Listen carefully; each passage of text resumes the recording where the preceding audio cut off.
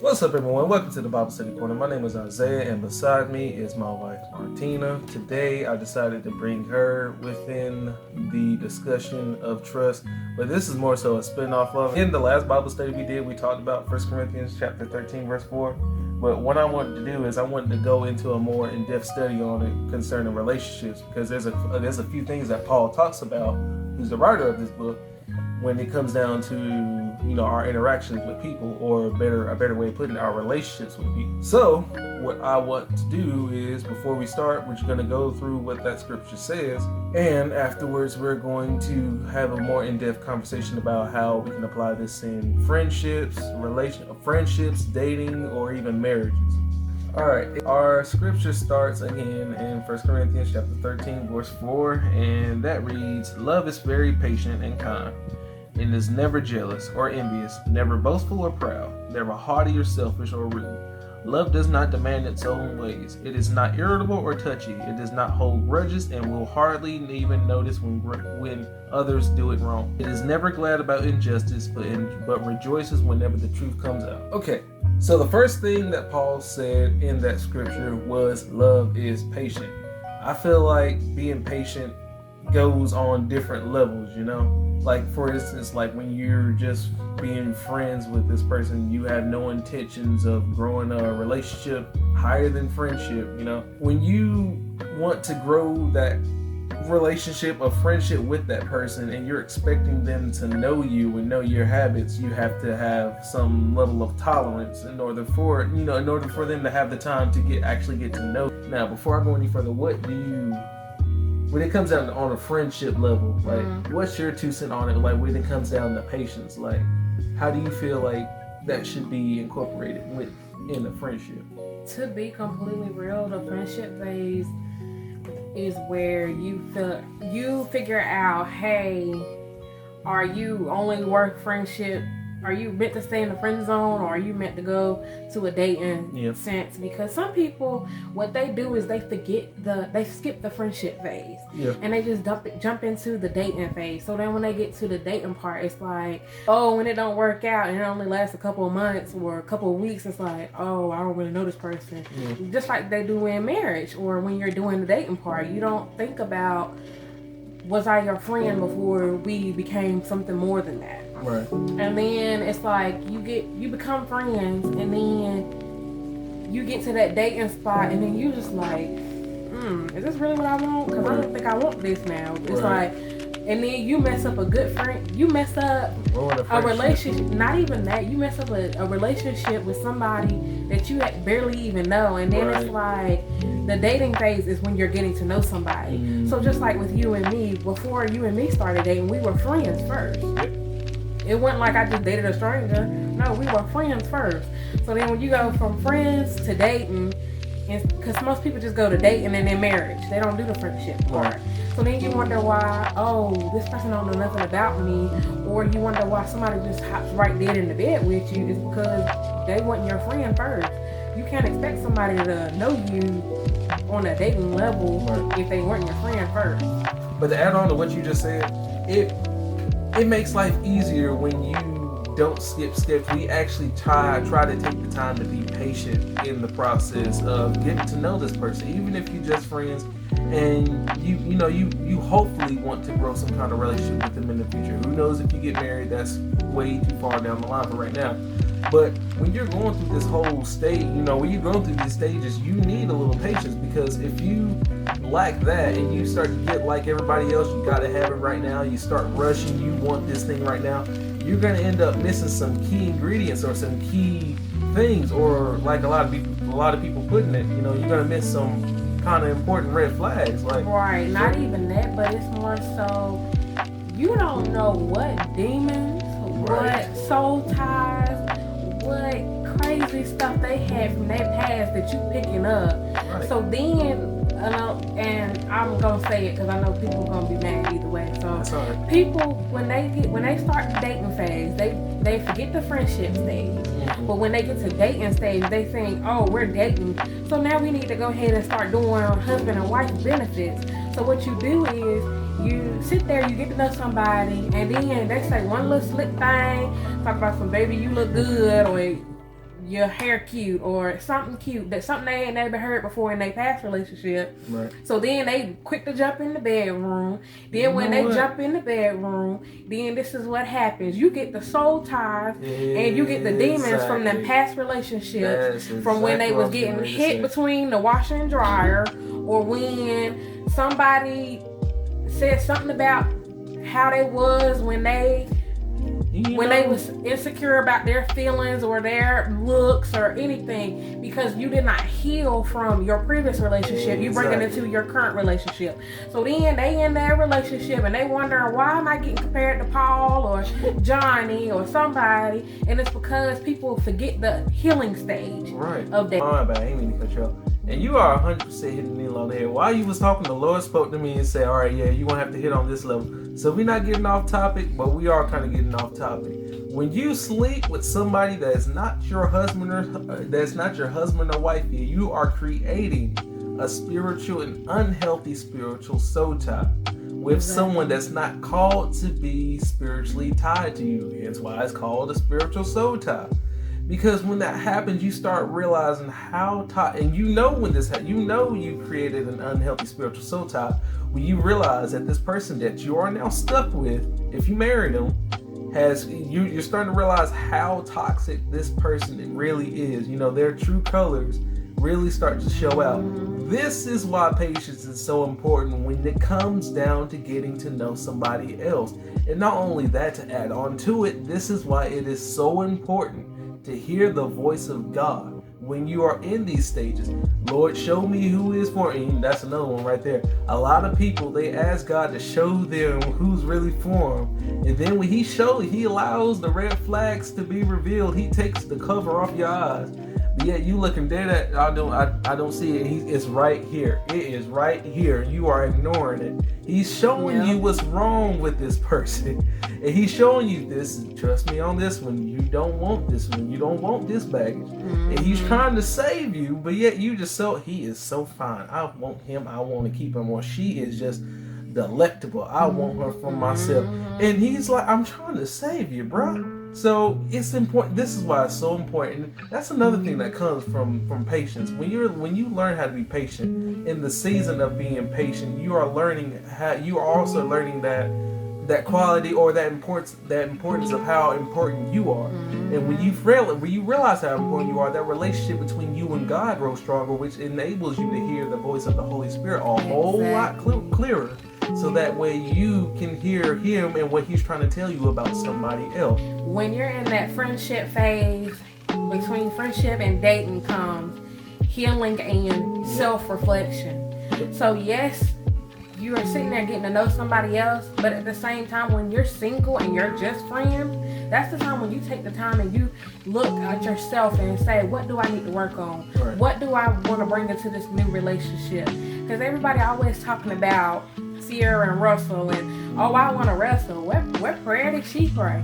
But then what people don't understand is you got to be careful what you pray for. Because you can pray for a Russell and still end up with a baby daddy, a future, you know what I'm saying? All these different soul ties and unnecessary drama that you could have been avoided, but it was because you did not heal what was already there. And then you're wondering why, when your husband does come, why am I still dealing with this? Why am I still dealing with that? It's because you never finished it or tied it up when you was with Paul, Johnny, whoever. Because when your husband comes, it's not going to be perfect. Nope. People always think that, oh, I prayed about it. I asked God for this and that and the third. God is not going to lay it out just that simple. It's going to be just like a GPS. Right. Like they always say, a GPS is going to tell you what turns, what curves, what accidents are ahead. You are not going to get it on a straight path. Just that simple. When you are a Christian, it comes with trials, tribulations, all of that. It's not peaches and cream all the time. Nope. So everyone always thinks that you're always on this happy-go-lucky thing. Happiness is a choice. Right. And when you come with God, it gets even more easier. Right. Because God will sit there and he'll tell you and he'll direct you where to go, what to deal with, what not to deal with. Right. But when you don't have that self-reflection first and say, oh my God, I need to work on my attitude, my way of thinking, the way I let people use me, or the way I let this man do this and that and the third to me. Right. Because it comes to a point where you're like, oh well, this man did this and that and the third to me, but you thinking about what the man did, but what did you do? You know what I'm saying? And to add on to it, what a lot of people tend to forget, God cares a lot about your self-love means a lot to him. A lot. It matters to him how much you love yourself. And this is why people get upset when you start talking about God, but you don't realize when you get to know more about your creator, you learn more about you, because God is teaching you certain things about you you may not even know. You may not know that you had a bad temper, but guess what? He's bringing it out now, so that way you can see it, that way you can deal with it. Right. But that's not the point I was trying to get to. What I'm trying to get to is this. It's also important, just like how we're talking about love, how it's important to love yourself, how self-love is important, and seeing how patience is incorporated with love. It's important for you to be patient with yourself before you try to rush into another relationship. Realize when you're damaged goods. Realize when you've been hurt. And realize when you've been, kind of pulled off the track a little bit. And so that way you can ask God for help, or show me how to get back where I need to be, so that way I can love my future husband that you have planned for me in the future. That way I am not a burden to him, or I'm not creating an unhealthy spiritual soul tie with this man. I'm not damaging him, I'm helping him. Exactly. And we're not focusing so much more on me, which is something that we're going to talk about within this Bible study. We're not focusing more on me, on my healing. We're focusing more on our growing together as a union. But as when you're married, not as in dating. Because people take that and they run with it. Yeah. They think, oh, we're dating, we're one, we're a union. No, it don't work like that. You know what? I'm glad you said it, because a lot of people, let's go ahead and call that out right now. I don't care if I hurt somebody feeling. That's the stupidest thing I ever heard of in my life. To say that, oh, we're dating, we're one now, we're one being. No. The Bible's clear. It says when you marry this man, or when you marry this woman, that's when you become one. So I thank you for calling me on that, because somebody will go with that and we'll run with it. Because a lot we created that confusion. That just not even that. I think, to be completely real, the reason why we as a generation, and I hate when we have to say as a generation, or because people have made it a thing that when you skip the stages of being a girlfriend and you automatically go to a mother instead of going from a girlfriend to a wife and doing it, there's no right way to do stages of life. It's not. Yeah. You can't blame that. By all means, it's just how life is sometimes. But when you skip the precious parts, like I know a lot of people, they're always like, well, I was in high school, then I had a baby, and now I'm this and that and third. Right. So they skip that stage of having the high school stage, or just dating. Next, Paul says that love is kind. I'm gonna take kindness as my personal attitude towards you. Like me treating you a certain type of way, or a better way of putting it. Another way I was reading it. I forgot what I was reading it at, but it had consideration within the definition of kindness. So another way of thinking of it is as being more considerate of your significant other in the relationship. I'm not the only one that matters here. Their happiness, their joy, all that's a consideration to me too. We're not just focusing on me here. We're also focusing on you. What do you have to say about that? You're thinking of kindness. You're thinking of how you present certain, like when you're in a relationship and we have a situation going on, when you think of kindness, you think of how are you going to present this situation to them. As if, say, you done pissed me off and I'm like, hey, you did this and that and the third, but you just like, I don't care. Right. Then you have to be kind and say, well, you have to take other people's your feelings as consideration. You can't just sit there and say, oh, well, I don't care that you feel like this or that and third, because people get to that stage where it's just like me, and they don't think about the other person. So when you're dating or when you're friends, any type of relationship, you have to be kind to folks. Right. If you don't come off loving, then they're gonna take it as being shady or being indirect. When, to be completely real, sometimes it's not kindness, it's tough love, and people don't like that. Yeah, oh man. People do not like tough love no more. People want you to water down stuff for them. I can read you some of the messages.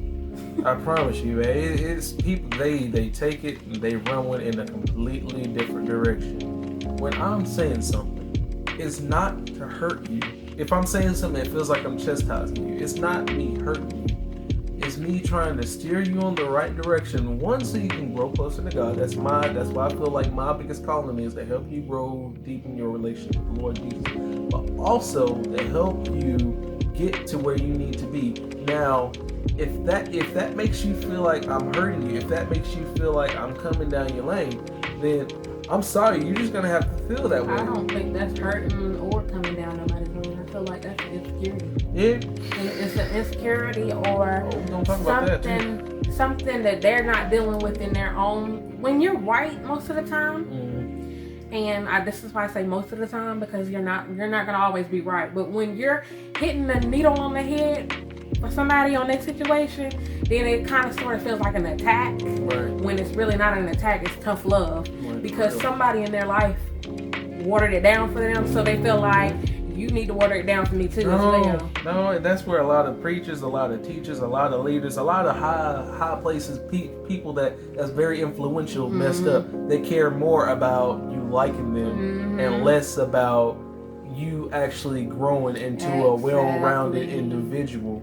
So now when someone like me or my wife come to you and we're trying to help you, and in result it hurts your feelings, then you're getting mad at me because you know, some of us I hate to have to put it this way, but we're kind of programmed to always be baby or to never get my feelings hurt. Enabled. There you go. Because we've never been around someone that's actually taking the time to, I love you. They actually care. I got hurt your feeling, or somebody that actually care. Another one that Paul talks about in what we read is love is not proud. Now, me personally, well, I'm just going to break it down like this. The Bible calls being proud, the Bible's definition for pride is arrogance. And when I'm arrogant, I'm focusing more on me. I matter. Nobody else matters. Nobody else's concerns matter. I'm the big thing. I'm the top dog. And when it comes down to the relationship, you're not the only one who matters. I'm not the center of this relationship, especially it's just to hit on marriages. Now, everything I'm about to say is just completely for marriages. When it comes down to this, and I know Martina's getting tired of me saying this, but I can't stand it when people say happy wife, happy life, because that pretty much, and I could be wrong, but that pretty much shows that we're putting the wife in the place of the marriage where Jesus should be. Because if he's not in the center of this marriage, then this marriage ain't gonna work at all, or this marriage is gonna have a whole lot of problems. Because we place the wife as I don't want to say the head, but we place the wife as the center of attraction within that marriage. So because of that, we're focusing more on trying to please the wife, or we're focusing more on not just the wife. Like, say we're more so focused on the husband. We're so focused on the husband that the wife forgets that she matters too. Or we're so focused on the wife that the husband matters. Or we're so more focused on each other that we forget to, incorporate Jesus into the marriage. But let me stop right there for a second, because I want to, my bad, I ain't mean to cut you off. Let me say this real quick. People need to realize how complicated marriage can be sometimes. The Bible even says, slow your roll on marriage. It don't say it just like that, but it even says, slow your roll on marriages, because this is what the word said, when you marry your wife, not only do you have an obligation to your wife, but now you have an obligation to both your wife and God. You still have to fulfill both obligations. So it's extra. I hate to put it this way, but marriage is extra work. Do you disagree with me on that? No, I don't disagree on that. Because work, it's work. It's work you have to put in work. If you want this thing to work, then you're gonna have to actually, put on your big boy drawers and actually get to work, because you're not just focusing on pleasing each other.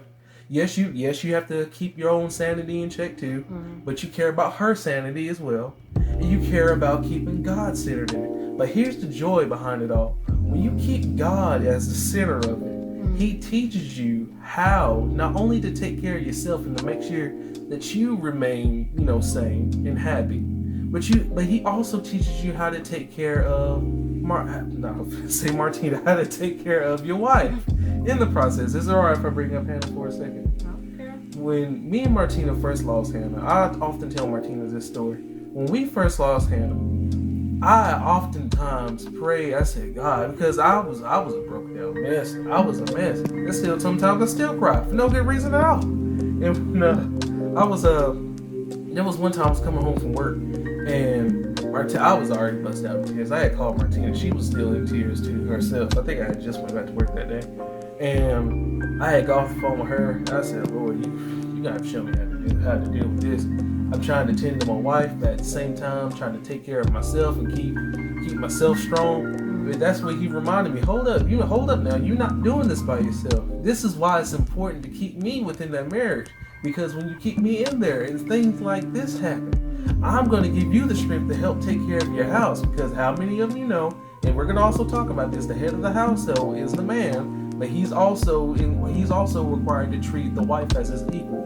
Well, not so as his equal, but as an important individual within the marriage.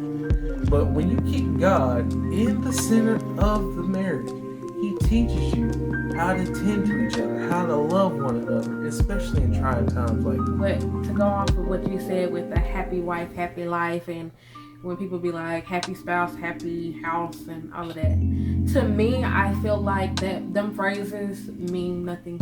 And I'm gonna iterate on it because you know how people love to just swear them down. Happiness is a self thing. Yep. And the thing that we do as people is we put our happiness in other people's pockets. So we forget to put God in it, because what people fail to realize, and this is what really irritates me, is it's always, when I try to give relationship advice to someone that's single, it's always like, well, you're happy, you have a marriage, you have a man, you already have everything you want in life. And I'm like, honey, even when I was single and by myself, I can be in a house full of cats, be happy as can be, honey. I will go to the daggone store, throw myself a party, get myself a cake, say, girl, you the best, and keep it kicking. Because happiness is a self-reflection. It's a self-thing you have to do. It's not something you put on somebody else, because just like the Will and Jada thing, what she said her reason for cheating was because she was not happy. You don't put that in somebody else's care. When you and me became one, you had your own happiness, I had my own happiness. That happiness became one thing. So then we took that happiness and we're taking it and we're being that for the rest of our lives. You're not gonna always be happy. Life does not work like that. It's gonna be sad times, bad times. But when you choose to be married, what you choose is that we're going to be a union, and we're going to do this as a union. So when bad things come, when bad things come and obstacles come our way, we chose not to do it alone. We chose to do it with our spouse. Not to sit there and say, yes, God, I need you. But yes, God, I need you, but I also need my spouse as well. That's what you do when you're married. But people get dating, and they think, oh, I'm dating. We done been through it. We done been through hell and back. So it's always like, just because you have history with somebody, just because you have kids with somebody, just because you have all of these different things with somebody, oh, he was there back in 1990 when I fell down the steps. Listen, it don't work like that. I don't care if you was there for me when I fell off my bike in first grade. You know what I'm saying? It does not mean anything. It does not hold any weight in any type of relationship. When you are God ordained and it's a marriage, then we can sit there and fight. But if you're out here, your man cheating on you, he out here sleeping with everybody and their mama, or he out here stepping and you happy go lucky, and then it's like happy wife, happy life, and all of these people, really happy, and it's not even happiness. It's you're happy, but your man out here doing any and everybody. That he wants. So it's not no happy wife, happy life, happy spouse, happy house. No, happiness comes from self. Right. If you're unhappy by yourself, you're not going to be happy with somebody else. And that's the other thing. If you need somebody, thank you, To be happy. to be happy, you are already messed up. You're not going to be You already happy. messed up. If you marrying somebody, this for my married folks now. It's for my married folk. If you are marrying somebody all because they make you happy, and I just did a Bible study on trust. If you marrying somebody all because they make you happy, then God help you when they make you unhappy. Exactly. Because that you are happiness in can for go a away. rude awakening. This is why I say, and this is why I keep reiterating, this is why it's so important to keep God in the center of the relationship. Mm-hmm. And not only that, it's important to have your own personal relationship with Him before you get into that relationship. So that way He can teach you, if you can learn how to be happy in me, I'll teach you how to be happy just by yourself. Exactly. Just me, when it's just me and you, we gonna be all right just fine. And so that way, then when you marry somebody, it's not you're not looking for happiness. You're looking for this person, one, because you love her. I'm not gonna lie to you. I love Martina I'm head over heels in love with her every day. I never forget when we first got married. The Lord told me, because he did our marriage counseling. He told me, hey, when you and Martina do get married, every morning you wake up, you look at her, and you remember why you fell in love with her. So that, to be honest with you, that's my reason for why I married her. But if I was just marrying her just because she makes me happy, we got a problem. We got a big old problem. So learn how to be happy by yourself first before you try to jump into a relationship. All because, they make me so happy. That's not I hate saying happiness it's not is a self thing. It's a self thing. It's more than just happiness. It's sadness. All of those other things you have to do. Like I keep saying, when you're in any type of relationship, first you're in a relationship with yourself, then you're in a relationship with yourself and God will sit there and reveal to you what you need to work on, what needs to be done. Because before me and my husband became one union, before we became husband and wife, before we were boyfriend and girlfriend, I had to self-reflect. Yep. What is it that I need to work on? Amen. First of all, I need to work on how I let these men treat me, how I let this and that, the third happen. It comes from yourself first. And people hate to hear about self-love. Right. And then it's like, why do I need self-love? Why do I gotta do this? Why do I do that? How can you have self-love if you don't love yourself?